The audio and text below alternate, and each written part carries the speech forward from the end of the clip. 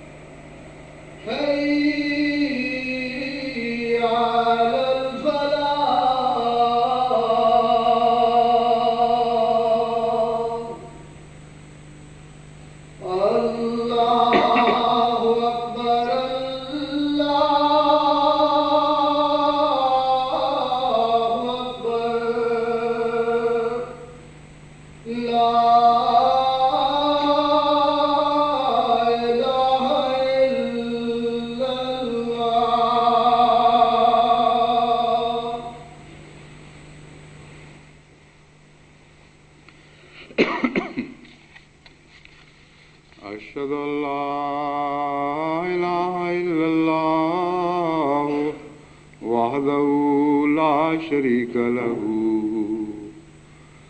وأشهد أن محمدا عبده ورسوله أما بعد فأعوذ بالله من الشيطان الرجيم بسم الله الرحمن الرحيم الحمد لله رب العالمين الرحمن الرحيم مالك يوم الدين إياك نعبد وإياك نستعين اهدنا الصراط المستقيم صراط الذين أنعمت عليهم غير المغضوب عليهم ولا الضالين.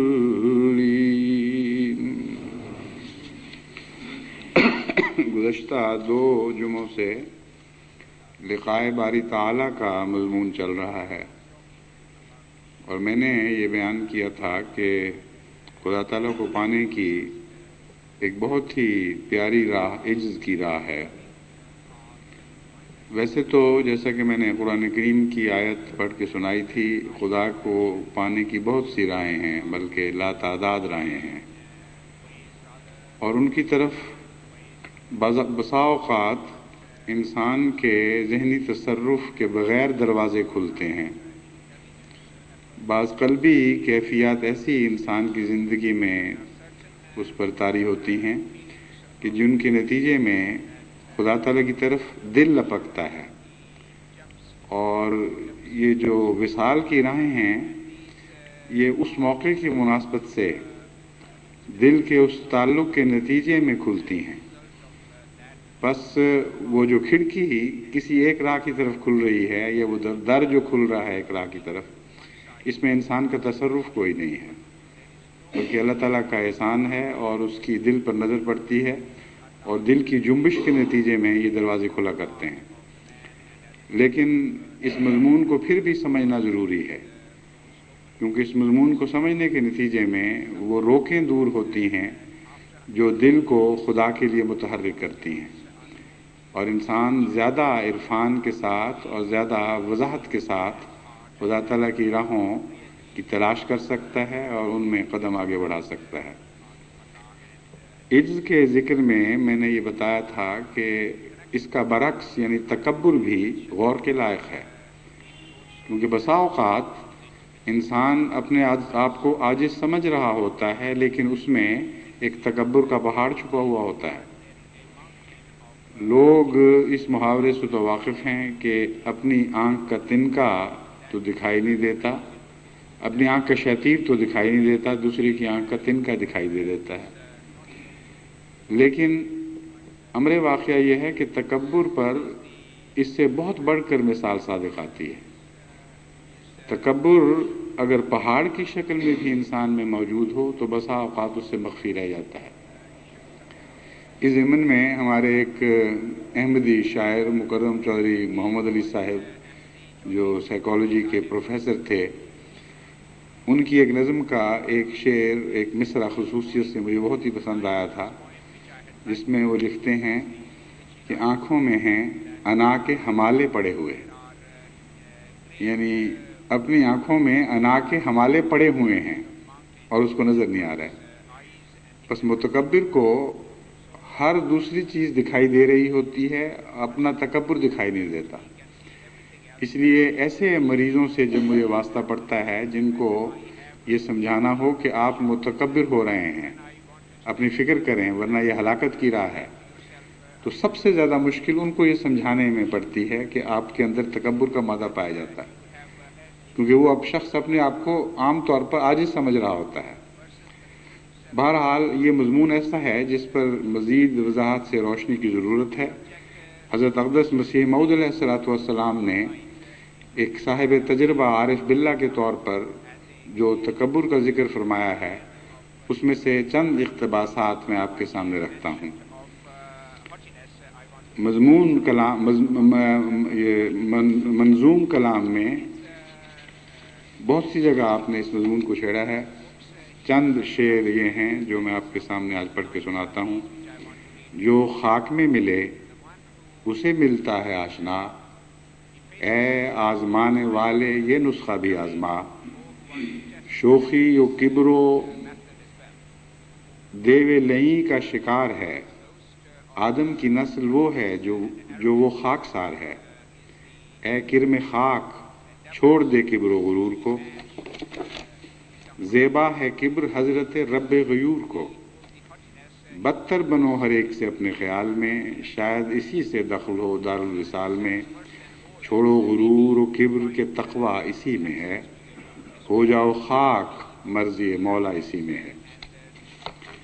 پھر فرماتے ہیں میں سچ سچ کہتا ہوں کہ قیامت کے دن شرک کے بعد تکبر جیسی اور کوئی بلا نہیں. یہ ایک ایسی بلا ہے جو دونوں جہان میں انسان کو رسوا کرتی ہے. خدا تعالیٰ کا رحم ہر ایک مواحد کا تدارک کرتا ہے مگر تکبر کا نہیں. یہ لفظ مواحد ہی لکھا ہوا ہے مگر ہو سکتا ہے کوئی اس میں لفظ چھوٹ گیا ہو. مواحد کے مرض کا مراد معلوم ہوتی ہے. ہر توحید پرست کی بیماریوں کا ازالہ فرماتا ہے مگر متکبر کا نہیں. شیطان بھی موحد ہونے کا دم مارتا تھا مگر چونکہ اس کے سر میں تکبر تھا اور آدم کو جو خدا تعالیٰ کی نظر میں پیارا تھا جب اس نے توہین کی نظر سے دیکھا اور اس کی نکتہ چینی کی، اس لیے وہ مارا گیا. اور طوق لعنت اس کی گردن میں ڈالا گیا، سو پہلا گناہ جس سے ایک شخص ہمیشہ کے لیے ہلاک ہوا تکبر ہی تھا۔ یعنی شیطان کے مواحد ہونے کے باوجود تکبر اس کی ہلاکت کا موجب بن گیا۔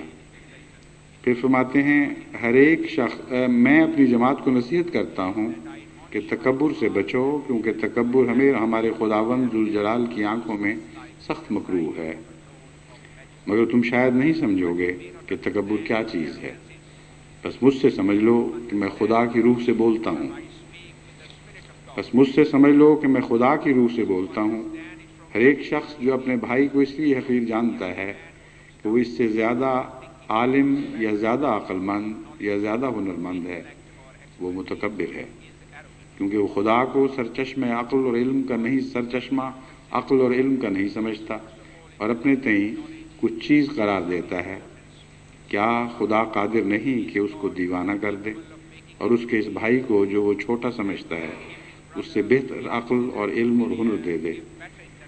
ایسا ہی وہ شخص جو اپنے کسی مال یا جاہ و حشمت کا تصور کر کے اپنے بھائی کو حقیر سمجھتا ہے، وہ بھی متکبر ہے، کیونکہ وہ اس بات کو بھول گیا ہے کہ یہ جاہ و حشمت خدا نے ہی اس کو دی تھی، اور وہ اندھا ہے اور وہ نہیں جانتا کہ وہ خدا قادر ہے کہ اس پر ایک ایسی گردش نازل کرے کہ وہ ایک دم میں اسفل السافلین میں جا پڑے اور اس کے اس بھائی کو جس کو وہ حقیر سمجھتا ہے اس سے بہتر مال و دولت عطا کر دے۔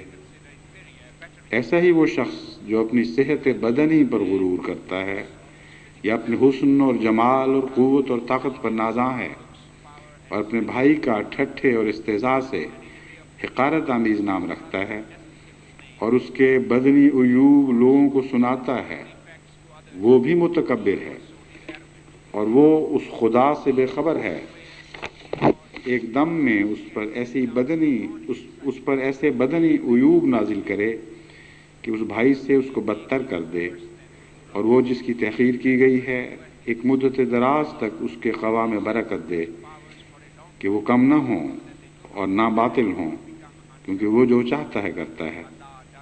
ایسا ہی وہ شخص بھی جو اپنی طاقتوں پر بھروسہ کر کے دعا مانگنے میں سست ہے،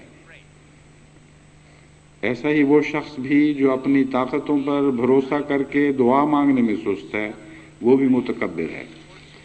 یہ ایک بہت ہی اہم مضمون ہے جس کے متعلق کچھ مزید وضاحت کی ضرورت ہے۔ عام طور پر ہمارے ملک میں یہ محاورہ ہے کہ اب تو ہمارا کچھ بھی نہیں رہا اس لیے دعا کرتے ہیں، اب تو کوئی اور شکل نہیں باقی رہی، گویا اس سے پہلے وہ خود اپنے کفیل تھے، اور یہ اس فکرے کے اندر ایک تکبر پوشیدہ ہے، اور دعا کی قبولیت کا معنی اس رجحان میں پایا جاتا ہے۔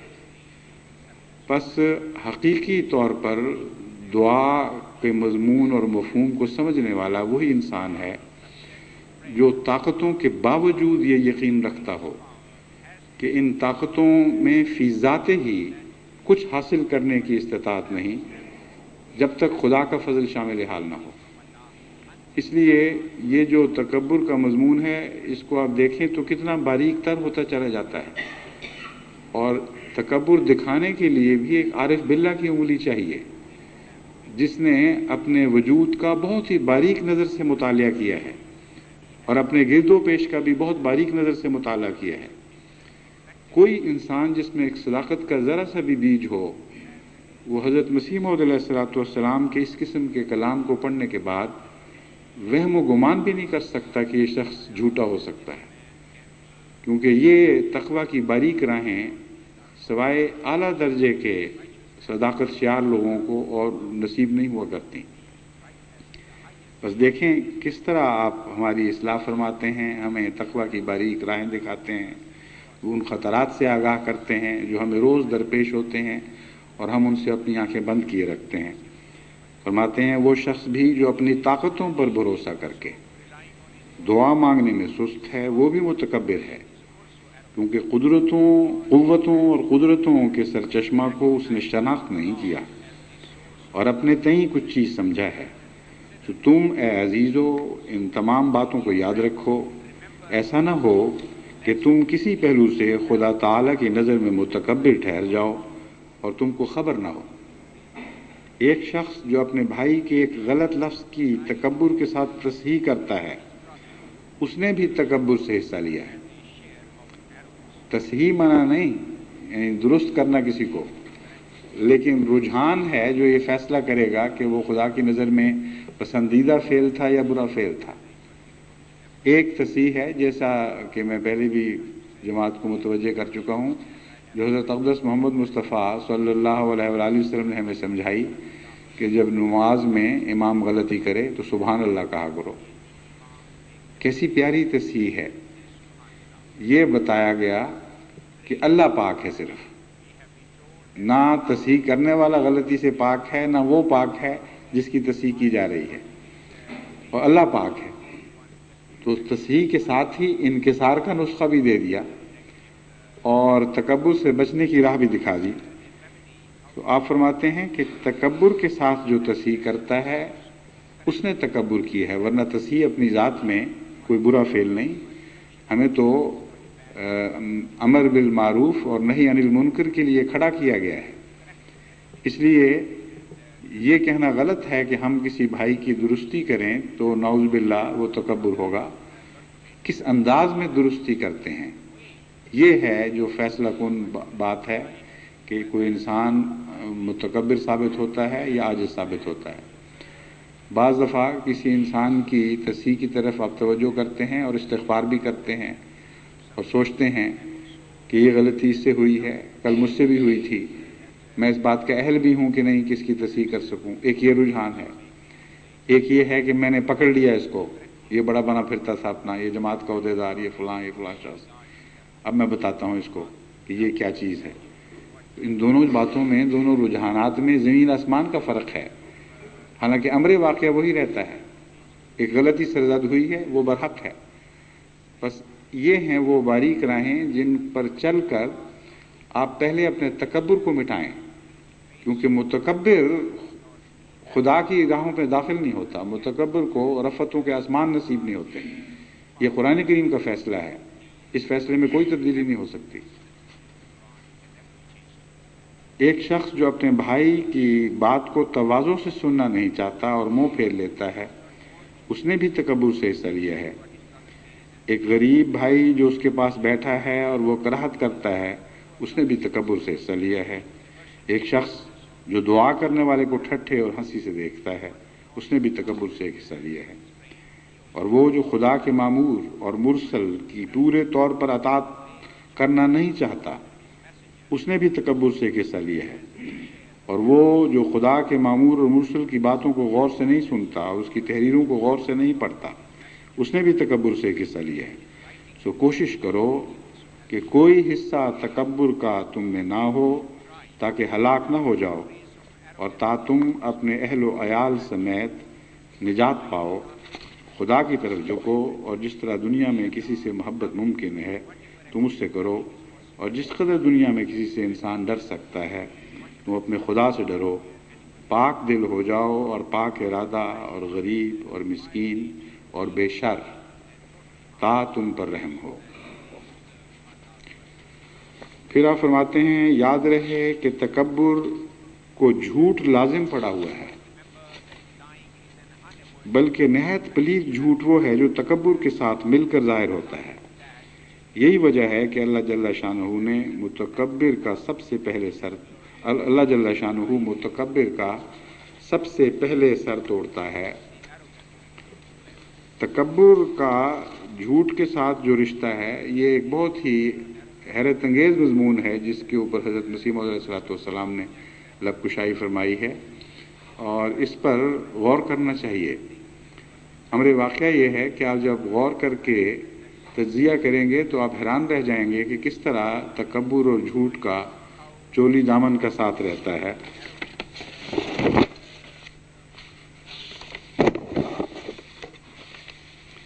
پھر حضرت اقدس مسیح موعود علیہ السلام فرماتے ہیں تکبر ایسی بلا ہے کہ انسان کا پیچھا نہیں چھوڑتی۔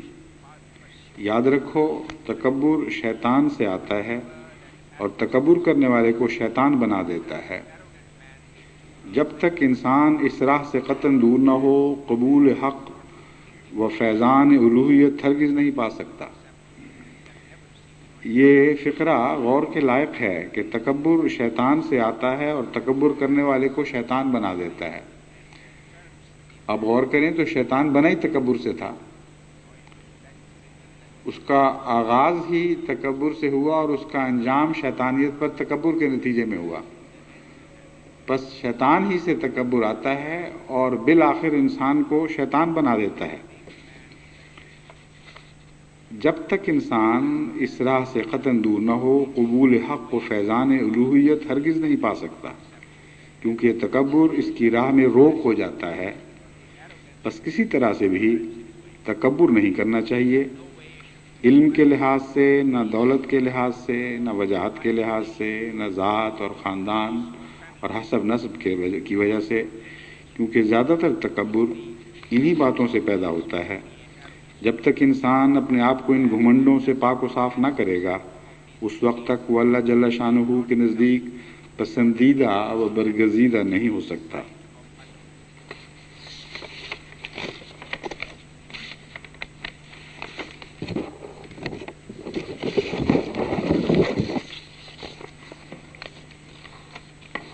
قرآن کریم نے جہاں تکبر کا بکثرت ذکر فرمایا ہے،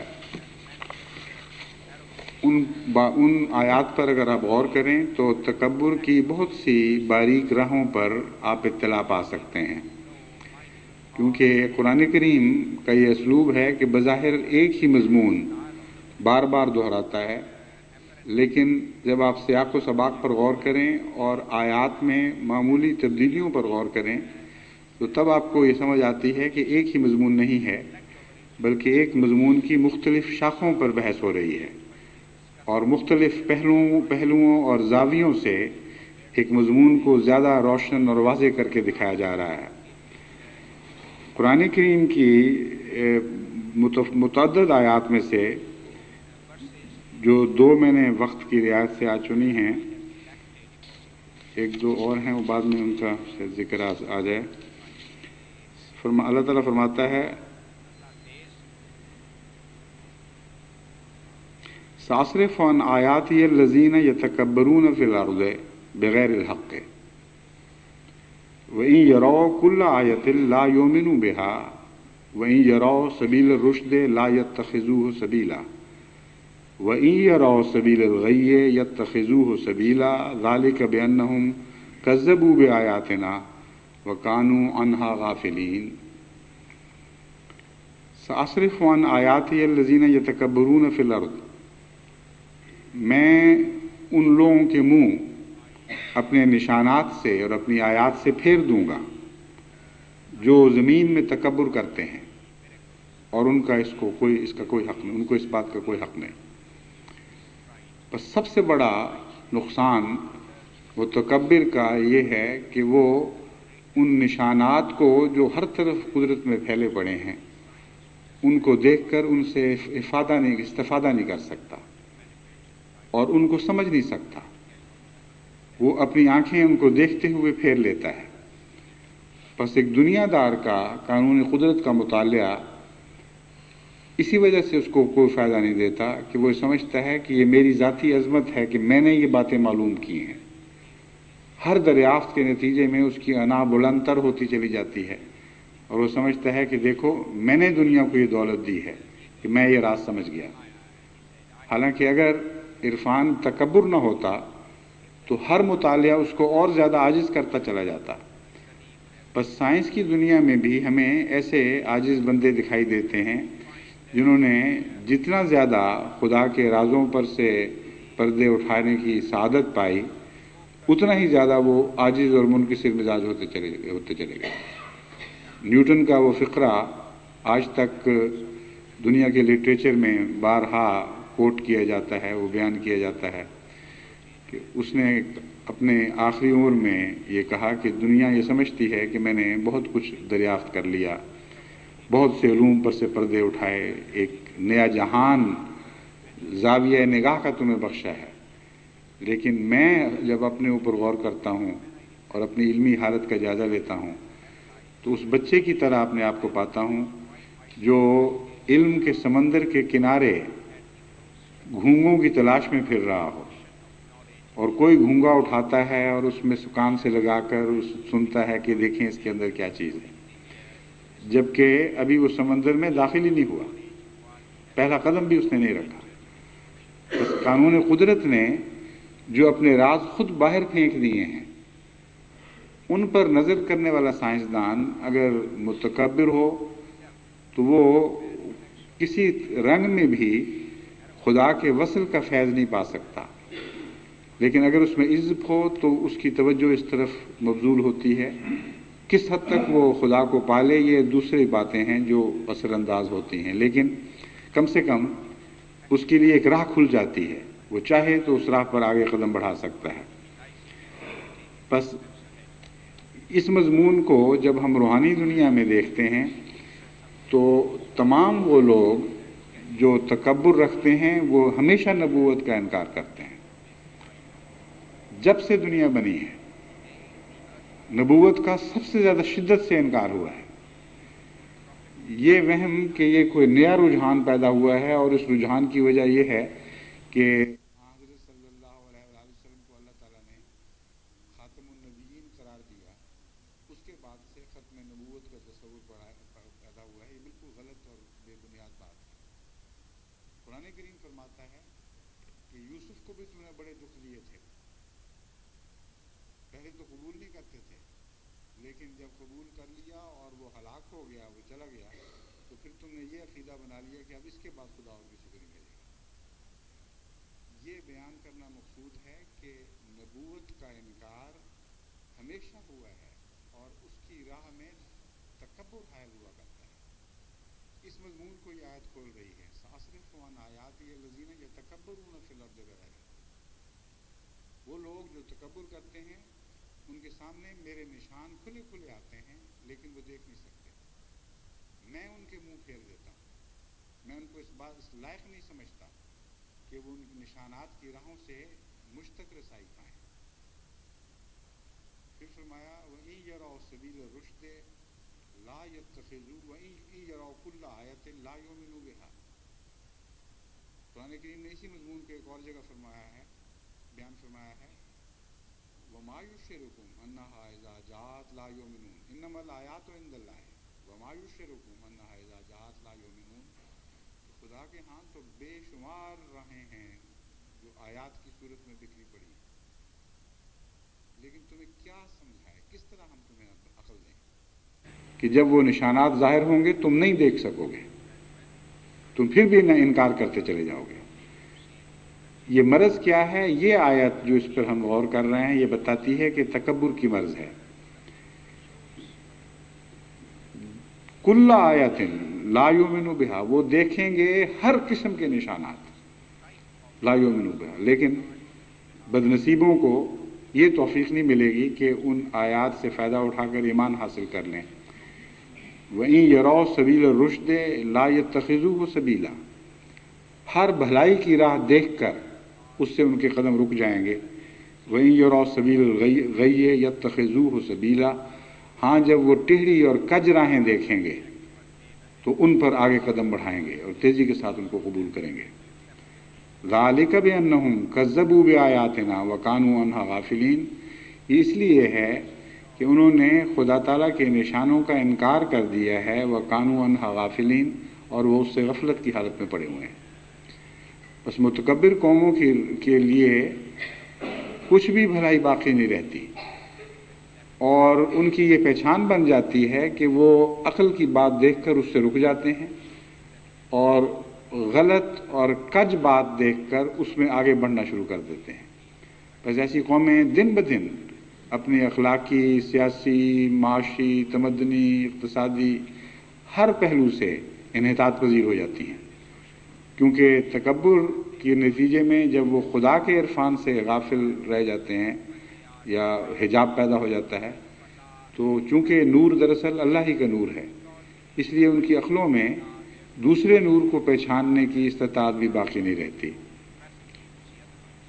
پھر فرمایا ان الذین عند ربک لا یستکبرون عن عبادتہ ویسبحونہ ولہ یسجدون، اس کے برعکس وہ لوگ جو تیرے رب کے حضور ہیں، لا یستکبرون عن عبادتہ، وہ خدا کی عبادت سے تکبر نہیں کرتے، ویسبحونہ ولہ یسجدون، اور اس کی تسبیح کرتے رہتے ہیں اور اس کے حضور سجدوں میں پڑے رہتے ہیں۔ بس یہ جو سجدہ ہے یہ روح کا سجدہ ہے، رجحان کا سجدہ ہے، یہ اپنے تعلقات کا ایک سجدہ ہے جو عارضی طور پر اختیار نہیں کیا جاتا کہ سجدہ کیا اور پھر سجدے سے الگ ہو گئے۔ یہ وہ دائمی سجدہ ہے جس میں ایک غیر متکبر اور عاجز بندہ خدا کے حضور پڑا رہتا ہے۔ اسی لیے قرآن اس آیت نے بڑے حسین انداز میں خدا کے حضور ان کی حاضری کا مضمون بیان فرمایا۔ ان الذین عند ربک، اے محمد صلی اللہ علیہ وآلہ وسلم، وہ لوگ جو تیرے رب کے حضور رہتے ہیں، ہر وقت خدا کی آنکھوں کے سامنے رہتے ہیں، ان کی یہ کیفیت ہے کہ وہ تکبر نہیں کرتے۔ بس لقاء جو ہے وہ رب کے حضور رہنا ہی تو ہے۔ لقاء کے مضمون کو سمجھنے کے لیے عجز کا مضمون سمجھنا چاہیے اور اس کے برعکس تکبر کا مضمون سمجھنا چاہیے۔ عجز کی ہر راہ اختیار کرنے کی کوشش کرنی چاہیے اور تکبر کی ہر شکل سے نجات حاصل کرنے کے لیے جد و جہد کے ساتھ اللہ تعالیٰ سے دعا کرتے رہنا چاہیے، کیونکہ خدا تعالیٰ کی طرف سے توفیق کے بغیر انسان اپنے نفس کے تکبر سے آگاہی نہیں ہو سکتا۔ جب اس کو علم ہی نہیں ہوگا کہ مجھ میں کس کس رنگ کا تکبر پایا جاتا ہے تو کیسے وہ اس تکبر سے بچ کر وصل کی راہ تلاش کر سکتا ہے۔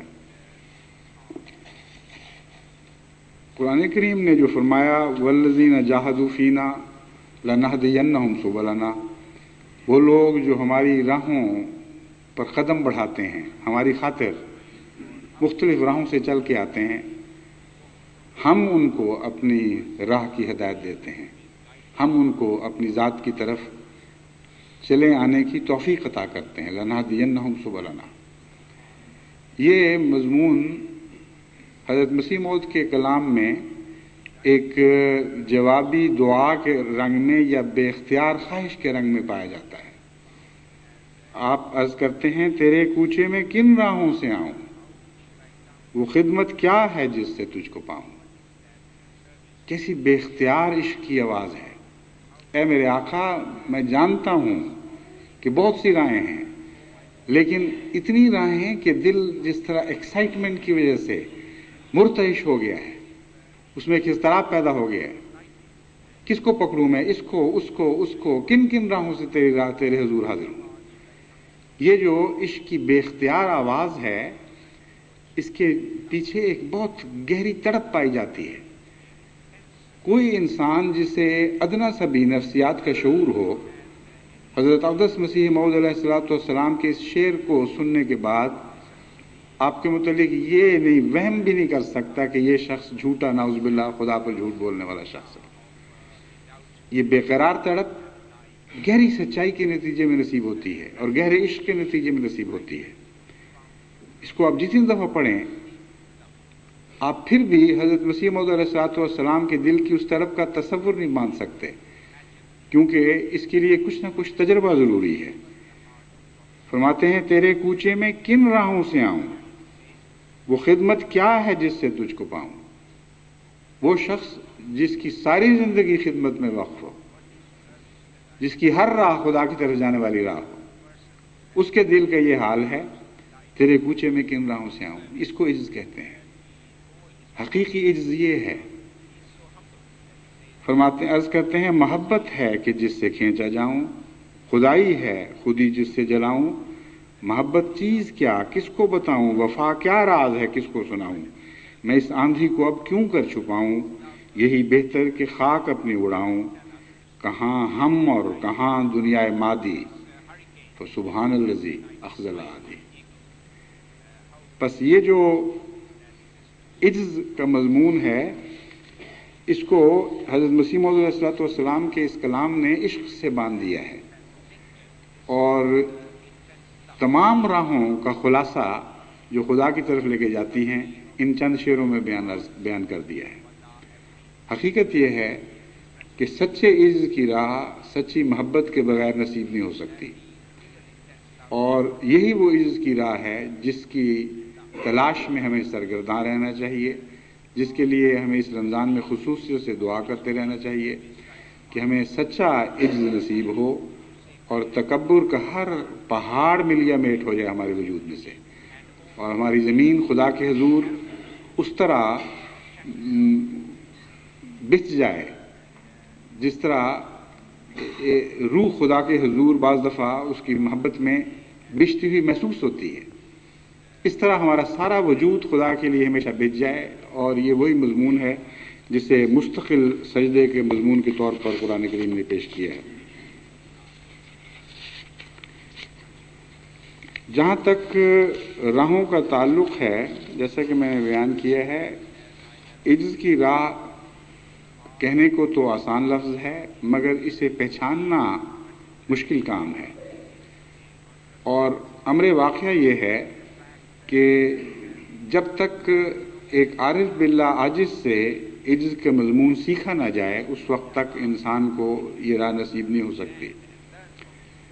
مختلف راہوں میں جو سب سے بنیادی راہ ہے وہ عجز کی ہے، لیکن اس کا عرفان انبیاء سے حاصل ہوتا ہے، اس کے بغیر نہیں۔ تبھی قرآن کریم انبیاء کو وسیلے کے طور پر پیش کرتا ہے، یعنی حضرت اقدس محمد مصطفیٰ یوں کہنا چاہیے کہ قرآن کریم نے حضرت اقدس محمد مصطفیٰ صلی اللہ علیہ وآلہ وسلم کو ایک وسیلے کے طور پر پیش فرمایا ہے، اور تمام دوسرے انبیاء بھی اپنے اپنے وقتوں میں اپنے وسیلے ہونے کا مضمون اپنے متبعین کے سامنے رکھتے ہیں۔ پس جو راہیں انبیاء اختیار کرتے ہیں ان راہوں سے گزر کر خدا ملے گا، اور انبیاء نے ہمیشہ عجز کی راہوں سے خدا کو پایا ہے۔ یہ وہ مضمون ہے جسے آپ کو خوب اچھی طرح ذہن نشین رکھنا چاہیے۔ حضرت اقدس مسیح موعود علیہ الصلوۃ والسلام نے جب یہ عرض کیا کہ تیرے کوچے میں کن راہوں سے آؤں، تو جواباً اللہ تعالیٰ نے آپ سے فرمایا کہ مجھے تیری عاجزانہ راہیں پسند آئیں۔ کیسا پیارا جواب ہے! جس طرح تو نے اپنے عشق کا اظہار کیا ہے، جس عاجزی کے ساتھ تو میرے حضور بچ گیا ہے، یہی تو راہ ہے جس کی مجھے تلاش تھی، یہی تو راہ ہے جو مجھ تک پہنچاتی ہے۔ بس تیرے سوال میں ہی تیری بات کا جواب موجود ہے۔ تو کہتا ہے میرے مولا تیرے کوچے میں کن راہوں سے آؤں؟ میں بتاتا ہوں یہی راہیں ہیں جو مجھے پسند ہیں، انہی راہوں پر چلتا رہے، یہ عاجزانہ راہیں ہیں تیری جو مجھے پسند آئی ہیں۔ بس حضرت اقدس محمد مصطفیٰ صلی اللہ علیہ وآلہ وسلم کو بھی جب وسیلہ فرمایا گیا تو ہم اس مضمون پر غور کرتے ہیں تو حیران ہو جاتے ہیں کہ وسیلہ کہنے کے باوجود جب خدا یہ اعلان کرتا ہے کہ اس راہ سے آؤ مجھ تک، یہ جو محمد کی راہ ہے، اس رستے سے مجھ تک پہنچو، تو آن حضرت صلی اللہ علیہ وآلہ وسلم خود اپنے متعلق کیا سوچتے ہیں اور کیا طرز عمل اختیار فرماتے ہیں۔ آپ کو پتہ ہے یا ان لوگوں کو جنہوں نے وہ اذان کے بعد کی دعا سنی ہوئی ہے وہ جانتے ہیں کم سے کم کہ اس دعا میں حضرت اقدس محمد مصطفیٰ صلی اللہ علیہ وآلہ وسلم نے ہمیں یہ سکھایا کہ تم میرے لیے بھی دعا کیا کرو، اور یہ دعا کیا کرو اللہم آت محمد الوسیلۃ والفضیلۃ والدرجۃ الرفیعۃ وبثہ مقاما محمودا الذی وعدتہ۔ اے ہمارے آقا، تو ہمارے آقا محمد مصطفیٰ صلی اللہ علیہ وآلہ وسلم کو وسیلہ عطا کر اور فضیلت عطا کر، اور وہ درجہ رفیع عطا فرما جس کا تو نے وعدہ کیا ہے، اور درجہ رفیع عطا فرما، اور وہ مقام محمود عطا فرما جس کا تو نے وعدہ کیا ہے۔ اب جسے وسیلہ بنایا گیا ہے اس کے عزت کا یہ عالم ہے کہ جن لوگوں کے لیے وسیلہ ہے ان سے کہتا ہے میرے لیے دعا کرو کہ خدا تعالیٰ مجھے واقعی وسیلہ بنا لے۔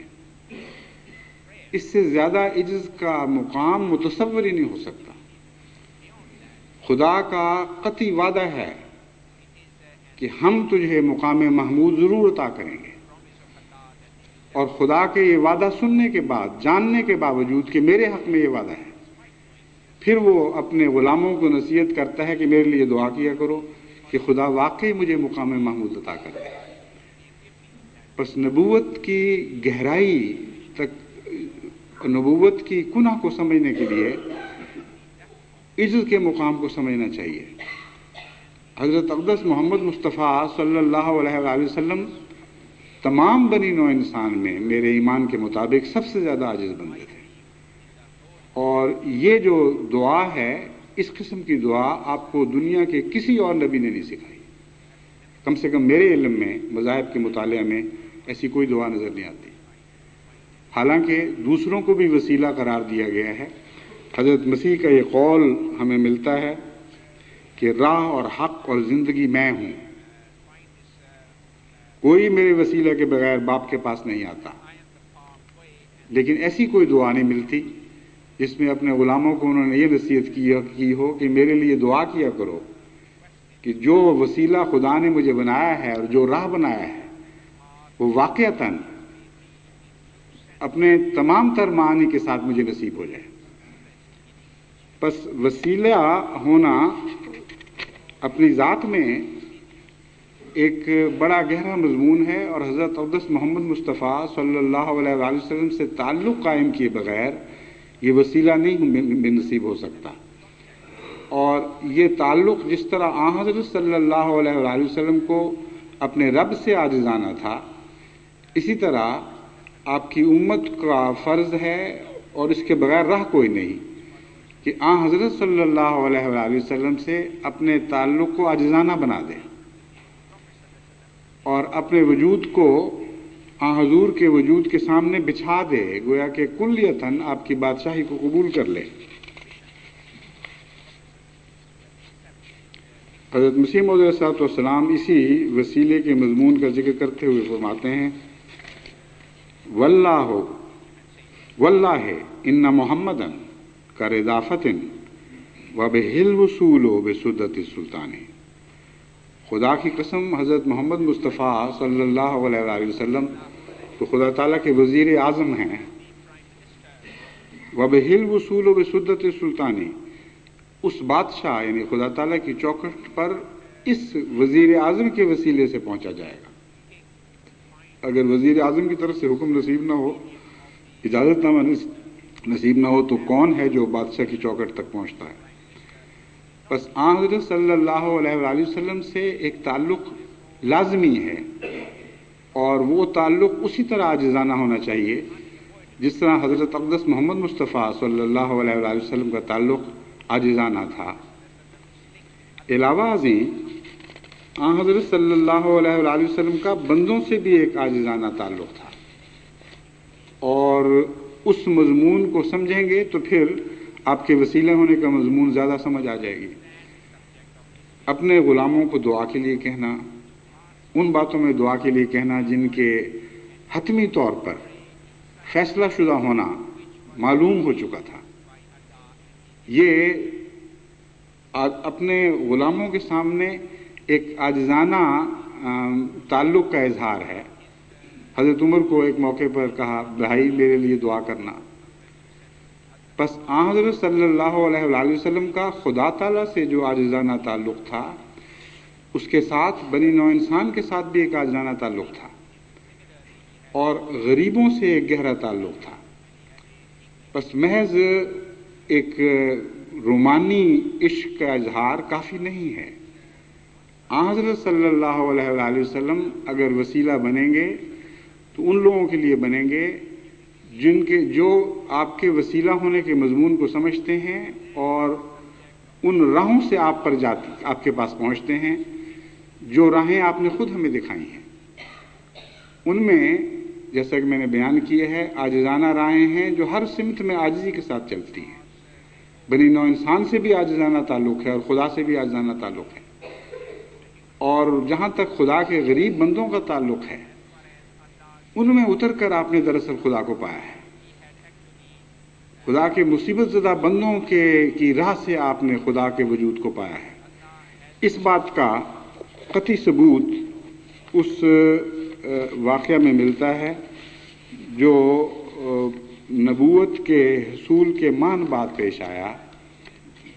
حضرت اقدس محمد مصطفیٰ صلی اللہ علیہ وآلہ وسلم کو جب نبوت کے مقام پر فائز فرمایا گیا اور پہلی وحی نازل ہوئی، تو جب آپ بہت سخت خوف زدہ حالت میں کہ یہ کیا واقعہ مجھ سے گزر گیا ہے، گھر واپس لوٹے اور اس قدر گہرا اثر تھا اس واقعہ کا کہ آپ شدت سے کانپ رہے تھے اور سخت سردی محسوس کر رہے تھے۔ حضرت خدیجہ رضی اللہ تعالیٰ عنہا نے آپ کو چادریں اڑھائیں یا لحاف ڈالے، جس قسم کی بھی اس وقت صورت تھی تن ڈھانپنے کی۔ اس کے بعد آپ کے خوف دور کرنے کے لیے اور یہ بتانے کے لیے کہ آپ کے ساتھ جو خدا کا سلوک ہے وہ محض آپ کا وہم نہیں، یہ کوئی اور واقعہ نہیں ہو رہا، بلکہ اس کی ایک ٹھوس وجہ موجود ہے۔ جس قسم کے آپ ہیں ان سے خدا ایسے ہی سلوک کیا کرتا ہے۔ یعنی آپ کی نبوت، آپ کو جو نبوت عطا ہوئی ہے، یہ ہے تو بہرحال وحی ہی، لیکن آپ یہ بیان فرما رہی تھیں، یہ عرض کر رہی تھیں حضور کی خدمت میں کہ آپ کے اندر وہ صفات موجود ہیں جن کے نتیجے میں اللہ تعالیٰ رحمت فرماتا ہے اور پھر ایسے بندوں کو نبوت عطا کرتا ہے۔ وہ صفات کیا ہیں؟ عرض کیا لَتَصِلُ الرَّحِمَ وَتَحْمِلُ الْكَلَّ وَتَكْسِبُ الْمَعْدُومَ وَتَقْرِي الضَّيْفَ وَتُعِينُ عَلَى نَوَائِبِ الْحَقِّ، کہ اے محمد صلی اللہ علیہ وآلہ وسلم، کلا واللہ ما یخزیک اللہ ابدا، ہرگز نہیں، خدا کی قسم، خدا تجھ جیسوں کو کبھی ضائع نہیں کیا کرتا۔ کسی قسم کا خوف نہ کھائیں، آپ وہ نہیں ہیں جو ضائع کر دیے جاتے ہیں، کیونکہ اگر آپ ضائع کر دیے جائیں تو دنیا سے تمام نیکیاں ضائع کر دی جائیں گی، پھر غریبوں، مجبوروں، یتیموں، بے سہاروں کا پوچھنے والا کوئی باقی نہیں رہے گا۔ انک تصل الرحم، تو وہ شخص ہے جس نے رشتوں کے احترام قائم کر دیے ہیں، جس نے بہن کو بھائی سے محبت کرنی سکھا دی، بیٹوں کو ماں کی عظمت بتائی، ماں باپ کو اپنے بیٹوں سے تعلق سمجھایا۔ سارے رشتے جو ادب اور احترام اور پیار اور محبت کے تقاضے کرتے ہیں وہ آپ نے قائم کیے ہیں، حالانکہ ابھی نبوت نصیب نہیں ہوئی تھی۔ وَتَحْمِلُ الْكَلَّ، وہ خدا کے بندے جن کی کمریں ٹوٹ رہی تھی بوجھوں سے، کوئی ان کا بوجھ اٹھانے والا نہیں تھا۔ تحمل الکلّ، تیری عادت بن چکی ہے، تو آگے بڑھتا ہے اور ایسے مظلوموں کے بوجھ اٹھا لیتا ہے۔ وَتَكْسِبُ الْمَعْدُومَ، اور وہ تمام اخلاق جو دنیا سے معدوم ہو چکے تھے ان میں سے ایک ایک کو تو اپنی روزانہ کی زندگی میں زندہ کرتا چلا جا رہا ہے۔ وَتَقْرِي الضَّيْفَ، تو بے حد مہمان نواز ہے اور مہمانوں کے ساتھ بہت ہی حسن سلوک کرنے والا ہے۔ وَتُعِينُ عَلَى نَوَائِبِ الْحَقِّ، اور آسمان سے جو بلائیں نازل ہوتی ہیں بنی نوع انسان پر، تو آگے بڑھتا ہے اور ان بلاؤں میں ان کے ہاتھ بٹاتا ہے، ان کے دکھ بانٹتا ہے۔ بس دیکھیں، وسیلہ جس کو بنایا گیا ہے خود وہ خدا تک ان راہوں سے پہنچا تھا۔ وسیلہ بنا کیسے؟ وسیلہ بنا ہے خدا کے بندوں کے ساتھ تعلق قائم کر کے، تب اس نے خدا کو پایا ہے۔ یہ وہ راہیں ہیں جن راہوں سے خدا کا وصال اسے نصیب ہوا، اور ایسا وصال نصیب ہوا کہ ہمیشہ کے لیے اس کو دنیا کے لیے وسیلہ بنا دیا گیا۔ پس خدا سے تعلق اور بندوں سے روگردانی، خدا کی محبت اور خدا کے پیار کی جستجو اور بندوں سے بے مہر ہو جانا اور اپنی محبتیں ان پر سرد کر دینا، یہ دو متضاد چیزیں ہیں، یہ کبھی اکٹھی نہیں رہ سکتی۔ بس اس رمضان مبارک میں یہ بھی یاد رکھیں کہ آن حضرت صلی اللہ علیہ وآلہ وسلم رمضان مبارک میں اس طرح خیر خیرات کیا کرتے تھے، اس طرح غریبوں کے دکھ بانٹا کرتے اور ان کے لیے आसाइशें पैदा करने की कोशिश करते थे कि हज़रत आयशा सिद्दीक़ा रज़ी अल्लाह ताला अन्हा रवायत करती हैं कि आप तो एक बाद सबा की तरह एक हमेशा चलने वाले फैज़ फैलाने वाले वजूद थे, हमेशा ही चला करते थे। लेकिन रमज़ान के दिनों में तो यूँ लगता था जैसे ये बाद सबा आंधी बन गई है, इस कसरत से आप फैज़ फैलाते थे। बस मैंने जो जमात को पहले भी एक दफ़ा तवज्जो दिलाई थी कि अपनी ईद में भी गरीबों को शामिल करें। मैं इस ज़िम्न में उसकी याद दहानी भी कराता हूँ। इस रमज़ान मुबारक में अपने नफूस का जायज़ा लें और देखें कि आपका किस हद तक अल्लाह के बंदों से ताल्लुक़ है। खुदा के बंदों के लिए अपने वजूद को झुकाएं और फिर देखें कि किस तरह खुदा की रहमत आपको झुकती है, आपकी तरफ झुकती है। आप खुद नहीं उठ सकते आसमानों की तरफ। हाँ, आसमानों वाला अगर झुक के आपको उठा ले तो फिर आप उठाए जाएंगे। इस मज़मून को समझने के बाद अगर बनी नौ इंसान के ताल्लुकात में आप वो हुस्न पैदा करें जो हज़रत अक़दस मोहम्मद मुस्तफ़ा सल्लल्लाहु अलैहि वसल्लम के ताल्लुकात में था, जिसने आपको रफ़तें अता की, जिसने आपको वसीला बना दिया, तो फिर आप लिक़ा की एक तवक्को रखने के हक़दार बन जाएंगे। फिर खुदा बेहतर जानता है कि किस हद तक आप उसकी निगाह में हक़दार हैं कि नहीं, लेकिन कम से कम अपनी नज़र में तो आप एक माकूल तरीक़ पर सोच सकते हैं कि हाँ, मैं भी शायद लिक़ा वालों में दाखिल कर लिया जाऊँ। लेकिन उसके बगैर नहीं, उसके बगैर ये महज कहानियाँ हैं, महज जज्बाती ख़्याल की बातें हैं कि मुझे रसूलुल्लाह सल्लल्लाहु अलैहि वसल्लम से बड़ी मोहब्बत है, बड़ा इश्क़ है। लेकिन जब राहें इख्तियार करने का वक्त आता है तो वो राहें इख्तियार नहीं की जाती। मैंने बारहा नसीहतें की हैं कि अपने ख़ानदानी ताल्लुक़ात को बेहतर करें, अपने रोज़मर्रा के ताल्लुक़ात में सोचें कि सिला रहमी को कितनी अहमियत हासिल है। किस तरह मैंने बार बार आपको समझाया है कि सासों को चाहिए कि वो दूसरों की बेटियां जब अपना घर छोड़कर उनके घर में आ जाती हैं तो उन पर रहम किया करें, अपनी बेटियां समझा करें। और बहुओं को समझाया है कि तुम अपने दूसरे घरों में जाकर अपनी माँ की तरह सलूक किया करो। लेकिन उसके बावजूद लोग सुनते हैं और शायद दूसरे कान से निकाल देते हैं या सुनते ही नहीं और महज ज़ाहिरी तौर पर कानों के पर्दे मुर्तइश होते हैं, क्योंकि ये शिकायतें फिर भी आती रहती हैं। बड़े बड़े तकलीफ़ दे ख़त बाज़ बच्चियों के मिलते हैं कि हम गई, हमारी जो निस्बती बहनें हैं वो इस तरह सलूक करती हैं जो गोया कि मैंने उनके भाई पर डाका डाला हुआ है, और वो जब तक ज़लील और रुस्वा न कर दें मुझे कि ये हमारा ज़्यादा है और तुम्हारा कम है, उस वक्त तक उनको चैन नसीब नहीं होता।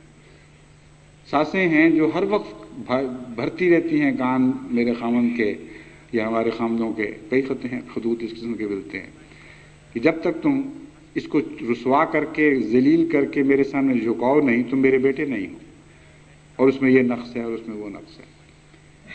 इसके बरक्स दूसरी तरफ से भी शिकायतें मिलती हैं। तो वो राहें कौन सी थीं जिन राहों से हज़रत सल्लल्लाहु अलैहि वसल्लम ने खुदा को पाया? उनमें से एक राह सिला रहमी की राह थी। अपने ख़ानदानी ताल्लुकात को दुरुस्त किया और कोई रिश्तेदार आपका उंगली नहीं उठा सकता था कि कभी भी हुज़ूर अकरम सल्लल्लाहु अलैहि वसल्लम से उसको किसी किस्म की जायज़ शिकायत पहुंची हो। फिर दूसरों के बोझ उठाने हैं, तकसिबुल मादूमा, मिटे हुए अखलाक को ज़िंदा करना है, ना कि ज़िंदा अखलाक को मिटा देना है। आज दुनिया में अहमदियत और गैर अहमदियत का ये फ़र्क है जो ज़ाहिर होना चाहिए।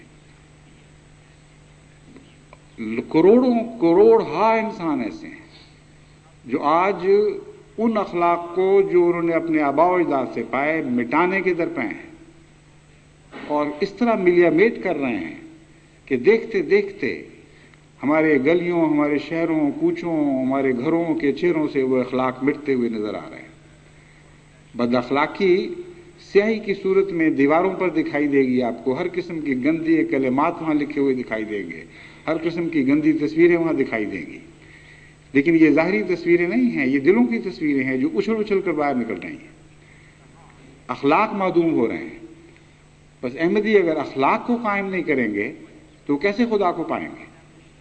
ایک ایسا شخص جو اپنی بدخلقی سے باز نہیں آتا، گندی زبان استعمال کرتا چلا جاتا ہے، اپنے بھائی سے حقارت سے پیش آتا ہے، اپنے بیوی بچوں سے ظلم کا سلوک کرتا ہے اور تلخی سے ان سے باتیں کرتا ہے، خیال نہیں کرتا کہ ان کے بھی دل ہیں، چھوٹے چھوٹے بچوں کے بھی جذبات اور احساسات ہیں، پھر وہ باتیں لقاء کی کر رہا ہو، یہ باتیں کرے کہ اس رمضان مبارک میں اے خدا مجھے اپنا لقاء نصیب کر دے، جسے ان کا لقاء نصیب نہیں، جو ہر وقت ساتھ رہتے ہیں، اسے خدا کا لقاء کیسے نصیب ہو سکتا ہے؟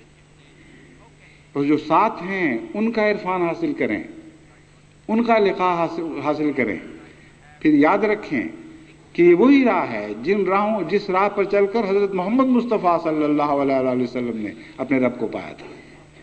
یہ ہے وسیلہ ہونے کا مضمون۔ اس کو سمجھیں گے تو وہ آپ کے لیے وسیلہ بنیں گے، اگر نہیں سمجھیں گے تو محض کہنے سے اور محض زبان سے درود پڑھنے سے حضرت اقدس محمد مصطفیٰ صلی اللہ علیہ وسلم آپ کے لیے وسیلہ نہیں بن سکتے۔ تقریر ضعیفہ یہ وہ مضمون ہے جو خدا کے فضل سے نسبتاً جماعت میں بہتر حالت میں پایا جاتا ہے۔ اکرام ضعیف کا جہاں تک تعلق ہے، بسا اوقات یہ اطلاعیں ملتی ہیں اور کثرت سے کہ اس طرح احمدیوں نے ہماری مہمان نوازیاں کی ہیں کہ عقل دنگ رہ گئی ہے۔ اس لیے اس مضمون کو میں چھوڑتا ہوں، یہ کہ صرف کہوں گا کہ دعا کیا کریں کہ یہ خوبی جو ہم نے لنگر خانوں سے سیکھی ہے، جو قادیان میں آنے والوں سے سیکھی اور قادیان میں میزبانوں سے سیکھی، یہ خدا ہمیشہ ہمیں جاری اور زندہ رکھے اور کبھی بھی اس خوبی کو مٹنے نہ دے۔ وَتُعِينُوا عَلَىٰ نَوَائِبِ الْحَقِّ، اور اپنے مصیبت زدہ بھائیوں کو جن کا بس نہیں چلتا، کوئی ایسی مصیبت آفت پڑ جاتی ہے کہ وہ گر جاتے ہیں، ان کو اٹھانے کی کوشش کیا کریں۔ بس عید میں جہاں آپ اپنے خاندان کے ساتھ خوشیاں منائیں گے، میں یہ نہیں کہتا کہ ان کو چھوڑ دیں، ان کا بھی اپنا حق ہے، ان خوشیوں کو ضرور قائم رکھیں، ان روایات کو زندہ رکھیں، لیکن جہاں تک ممکن ہو کچھ وقت غربا کے لیے بھی نکالیں، کچھ نعمتیں ان کے سامنے بھی پیش کریں تاکہ وہ بھی آپ کی خوشیوں میں شریک ہو سکیں۔ اس ضمن میں آخری بات یہ سمجھانی چاہتا ہوں کہ خوشیوں میں شریک کرنا اور بات ہے اور کسی کے غم میں شریک ہونا اور بات ہے، اور یہ دونوں باتیں ضروری ہیں۔ بہت سے امیر ایسے ہیں اور خدا کے فضل سے جماعت احمدیہ میں کثرت سے ایسے ہیں جو چندوں کے علاوہ اور دینی خدمات کے علاوہ مسلسل غربا پر کچھ خرچ کرتے ہیں، صدقات کی صورت میں بھی اور ذاتی طور پر اپنے غریب رشتہ داروں کی مدد کے ذریعے بھی۔ اس کو کہتے ہیں اپنی خوشیوں میں دوسرے کو شریک کرنا۔ لیکن غم میں شریک ہونے والا مضمون اس سے کچھ مختلف ہے اور نفس کی اصلاح کے لیے بہت ہی ضروری ہے۔ جب قاضی ربا میں پہلی مرتبہ میں نے یہ نصیحت کی کہ اس عید میں آپ اپنی خوشیوں میں دوسروں کو شریک کریں، ساتھ یہ بھی سمجھایا کہ ان کے گھروں پر بھی جائیں اور ان کے حالات دیکھیں۔ پہلی دفعہ ان لوگوں کو جو ہمیشہ سے نیکی کرنے والے تھے، واقعتاً آنکھوں کے سامنے لوگوں کے دکھ نظر آئے، اس قدر مغلوب ہوئے ہیں بعض لوگ کہ مجھے انہوں نے لکھا کہ ہم برداشت نہیں کر سکتے، بتا نہیں سکتے کہ کیسا دکھ ہم نے محسوس کیا تھا، کیسا اپنے آپ کو گناہگار سمجھا تھا۔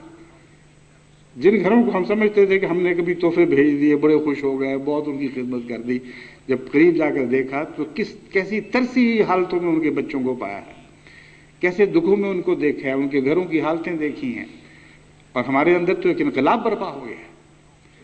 بس خوشیوں میں شریک نہیں ہونا، صرف غموں میں شریک ہونا ہے، اور ایک عید میں نہیں بلکہ ہمیشہ اب بنی نوع انسان کے غموں میں شریک ہونے کی کوشش کریں، اپنے محلوں سے اتریں اور غریبوں کی کٹیاؤں میں جائیں، ان کو قریب سے دیکھیں، ان کی اصلاح احوال کی کوشش کریں۔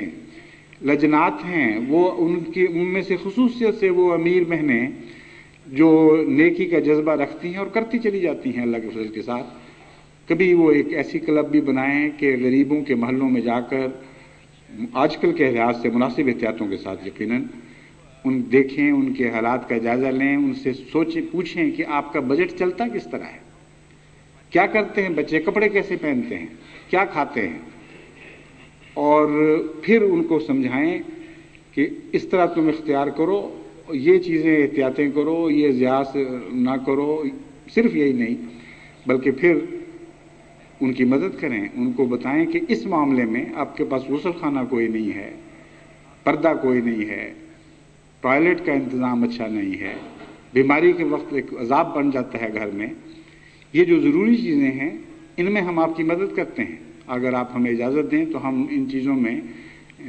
عملاً آپ کی ٹھوس مدد کرنے کے لیے تیار ہیں، آپ کو یہ چیزیں بنا دیتے ہیں یا زائد مدد دے دیتے ہیں جن سے آپ کو سہولت حاصل ہو جائے۔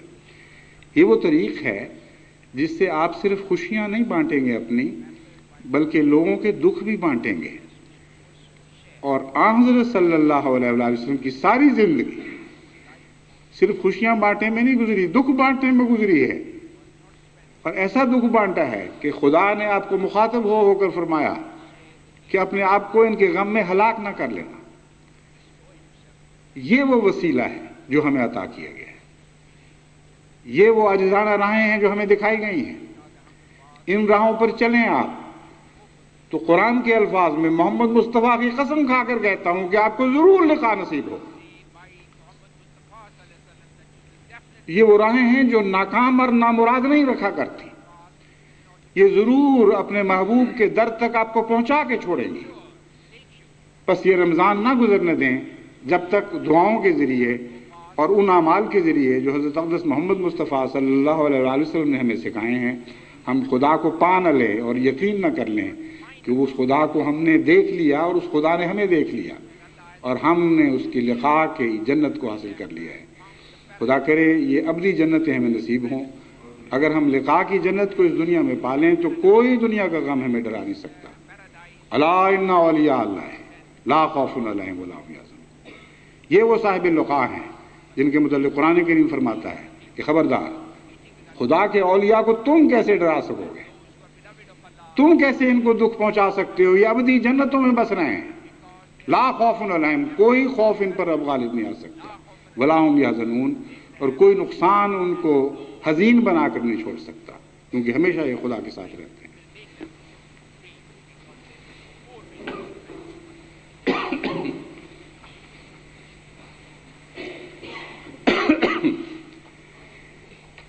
الحمد لله نحمده ونستعينه ونستغفره ونؤمن به ونتوكل عليه ونعوذ بالله من شرور أنفسنا ومن سيئات أعمالنا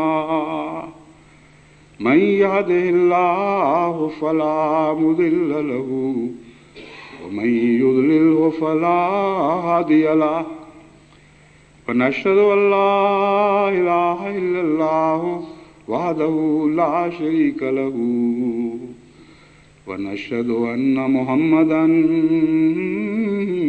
عبده ورسوله عباد الله رحمكم الله إن الله يأمر بالعدل والإحسان وإيتاء ذي القربى وينهى عن الفحشاء والمنكر والبغي يعظكم لعلكم تذكرون اذكروا الله يذكركم وادعوه يستجب لكم ولذكر الله أكبر